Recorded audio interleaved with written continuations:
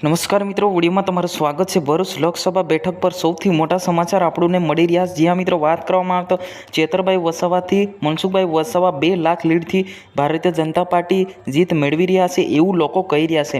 શું છે સમગ્ર મામલો, આપણે બધી જ વાત કરવાના છે આ વિડીયોની અંદર। વિડીયોને છેલ્લે સુધી જોજો અને ચેનલ પર નવા હો તો ચેનલને સબસ્ક્રાઈબ કરવાનું બિલકુલ ભૂલતા નહીં, કેમ કે હાલ સોશિયલ મીડિયાથી જોડેલી બધી ડિટેલ આપણને મળી રહી છે। તો આવો મિત્રો આપણે વાત કરીએ કે હાલ જોવા જઈએ તો આવનારી 4 જૂને જે રિઝલ્ટ ડિક્લેર થવાનું હોય ત્યારે બધા લોકો તૈયારી સાથે નીકળેલા છે। જ્યાં મિત્રો વાત કરવામાં આવે તો હાલ જો એક વિડીયો વાયરલ થયો છે। વિડીયો વાયરલમાં એવું કહી રહ્યા છે, ખુદ મતદારો એવું કહી રહ્યા છે કે ચેતરભાઈ વસાવા હરે છે અને મનસુખભાઈ વસાવા જીતે છે, 2 લાખ લીડથી જીતે છે।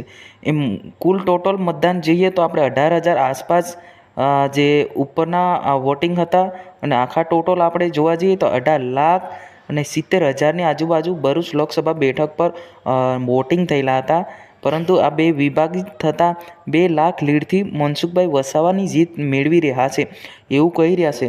પરંતુ મિત્રો એક બાજુ જોવા જઈએ તો ચેતરભાઈ વસાવા ઈમાનદારીથી 50,000 લીડથી જીતી રહ્યા છે એવું સામે લોકો કહી રહ્યા છે।